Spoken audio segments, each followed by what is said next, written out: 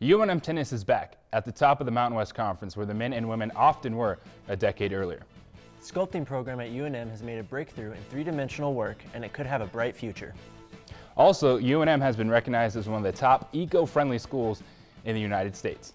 And are cultural landscapes a good way for students to find inspiration in their schooling? I'm Joe Buck. And I'm Jake Schwanitz. All of this more on this edition of UNM News.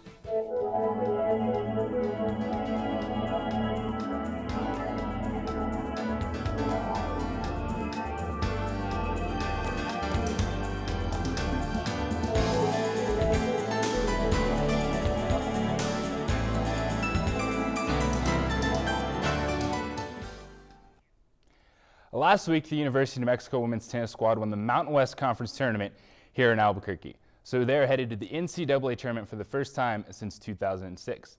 UNM men's tennis team also made an impact this year by becoming ranked in the top 40 in the United States and winning the regular season Mountain West title. Though it lost in the semis of the conference tournament, some say the team owes its newfound success to head coach Bart Scott, who recruits throughout the world. Brian DeGruchy reports on the resurgence of men's tennis. Coach Bart Scott says he likes to get local players as much as he can, but if there are better players elsewhere, he is not afraid to look at them.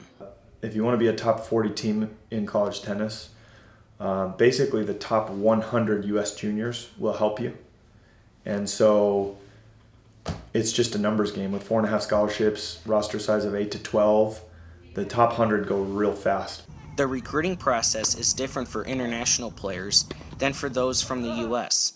UNM freshman Augustus G. from Phoenix had connections with Lobo coaches early on. Well, since played quite a few tournaments in Albuquerque growing up in Phoenix, like it's in the same USTA section, so coach saw me play quite a bit. I think the first time was the summer going into my junior year, and this is the old Coach Dills, our old head coach, and he liked my game, sent me an email, and I was interested, and then, yeah, came here.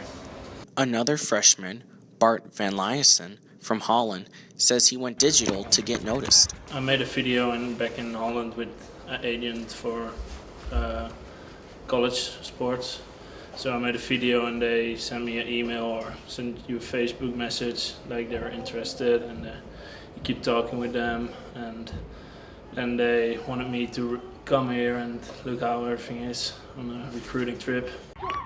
Coach Scott says that if foreign players are not good enough to go pro, then college tennis in the United States gives them their best opportunity to keep playing. The college sport system in America is, there's nowhere else like it in the world. So if you're a great tennis player in Serbia, yet you're not good enough to go pro, playing college tennis in Serbia is not an option. It's not an option. There's just no way that they're going to get pushed. So these foreigners are realizing that college tennis it's like a minor leagues of the professional ranks. Scott says that some people do not fully understand why a lot of foreign students are on the UNM tennis team, and that it brings a little contention to some people. The international domestic piece, it's sort of a point of contention for a lot of people, especially a lot of kids in America. They think, why is the University of New Mexico getting all these foreigners? And I just think it is important to get that message out there. Coach Scott's philosophy is to get the best players he can get to be a competitive program in the country. My philosophy as a coach really is just get the best available player, whether they're from America or international, domestic or foreign, doesn't matter to me. My first preference is obviously Albuquerque, state of New Mexico, Southwest region, anywhere in the rest of the United States, and then foreign. But that means more marginal American high school tennis players will not get scholarships. This is Brian DeGruchy reporting. UNM art professor Randall Wilson has come up with a new way to help art students become sculptors. With the help of a $50,000 grant, Wilson is now able to help increase the quality of the woodworking shop. Since boyhood, University of New Mexico professor Randall Wilson has been fascinated with the art of sculpting. From his first wood carving of a cowboy boot, he has had his designs and work featured in museums across the country. Now as an art professor, Wilson looks to help other students become sculptors too. Recently, he was able to obtain a $50,000 grant to help improve the quality of the woodworking shop. All of the equipment, almost all of it, was produced in the 1940s and 50s. A lot of it was no longer safe. We had equipment on the floor that didn't even work. The new machines give the sculpting department a state-of-the-art woodworking shop. Wilson and his students aren't just sculpting furniture and chairs, but also functional pieces, including bicycles and car and airplane models. It's these models and designs that have set Wilson apart, resulting in his bicycle models being shown in Los Angeles and Tokyo, and earning him press coverage from CNN and the Wall Street Journal. And his work with basic material has even drawn the attention of high-tech companies. I was asked to visit Cupertino and chat with the lead designer there, Jonathan Ives, the designers at Apple. And one of the things we discussed was the modern designer, how it was perhaps necessary to keep materiality alive in education. So he'll get a lot of people applying who can skin something in Photoshop in a wood grain but know nothing about the property of the materials itself. That's not who he wants as a designer. So Wilson has directed his attention to training students in an attempt to give them the tools to become the creative designers that Apple's Ives is looking for. He wants people that are basically multifaceted and well-rounded. And those are the people that I want to try and train here. I describe them as creative athletes. I want to train a creative athlete here in New Mexico and give them some of the skills and the chops to make a go of it in life. This is Jake Schwanitz reporting. When it comes to being green, UNM has no problem in that area. For 5 years now, the university has built a strong reputation on being more environmentally friendly, and now it's been rated by Princeton as one of the top eco-friendly schools. Although established in 1889, UNM has kept up with the changes in sustainable energy. The school's sustainability manager, Mary Clark, says the school has been trying to be greener for decades. UNM has sustainability as one of its core values. And we've actually been involved in sustainability for many years, long before sustainability was used in terms of the environment. UNM has recently been named one of Princeton Review's most green colleges. Surprisingly, this isn't the first time the university has been recognized for reducing its carbon footprint. It's been recognized for each of the last 5 years. Students are looking for a university that values sustainability and has many sustainability initiatives. They can get UNM's name out of the Guide to Green Schools, and they can know that UNM is where they want to go. With the school being on board with environmental consciousness, it's easy for students to be eco-friendly. James Teague, a senior at UNM, has noticed the sustainability changes on campus. I think we shouldn't hurt the earth. So anything we can do to prevent hurting the earth in terms of recycling. Intuitively, I feel UNM is doing all right because I see a lot of recycling bins spread about campus. UNM's added several eco-friendly initiatives, such as solar power and easier ways to get to the university area.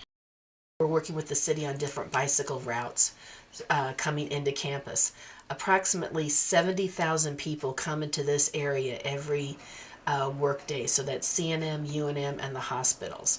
And so the more we can decrease single occupancy vehicles coming to this area, improve people's use of the buses and bicycling, the more we're going to be able to reduce the greenhouse gas usage.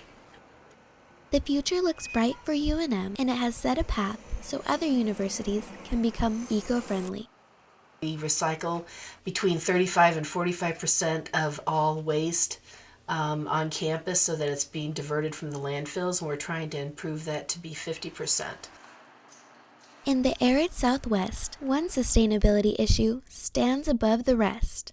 I think the only concern that I would have is we should be more efficient with our water use for our natural arboretum on campus, which is lovely. Everywhere you look there's a tree and it's beautiful, but considering we live in a desert, I'm not too sure how well we're using or efficiently using our water source. Clark says UNM is recycling its water too. One of the big initiatives that we have coming out is we're going to pipe used water from the utility plant, so water that's been used in the cooling towers, we're going to pipe that up to the North Golf Course and use that to irrigate the golf course so that we don't have to use water from our wells. From UNM's Ever Greener campus, this is Shea Phillips reporting. Assistant UNM Chicano and Chicana Studies professor Levi Romero wants to change the way his students learn and value themselves and others. Diana Vargas reports that cultural landscapes play a big role in this and could lead to a new way his students perceive cultures and the world around them. Levi Romero holds a joint appointment as an assistant professor in Chicana and Chicana Studies and Community and Regional Planning at the University of New Mexico. He encourages his students to overcome their preconceived notions of learning about others. Instead, he gets students to draw from their physical surroundings and their own personal histories as a way of learning about culture. Since we first entered into grade school, for example, we've always been in the process of learning about something else that belongs to somebody else. It's never about ourselves, or to look at ourselves, or to look within our own selves. We never consider our own knowledge and our own wisdom and our own histories as a form of like something that we can build on. Getting students to draw encouragement from landscapes means more than just looking at the physical appearance of an area. It involves taking inspiration from the people and culture that shapes them. In New Mexico, intertwining both physical and cultural landscapes can be especially insightful. But within New Mexico, when we're looking at the cultural landscape, you can't extract that from the physical landscape because these are land-based people. These are people who live off the land in the way that their ancestors have lived off the land. You know, they're an indigenous people. Really, they've been here for a very, very, very long time, and so that's the cultural landscapes that we like to consider in the work that we're doing.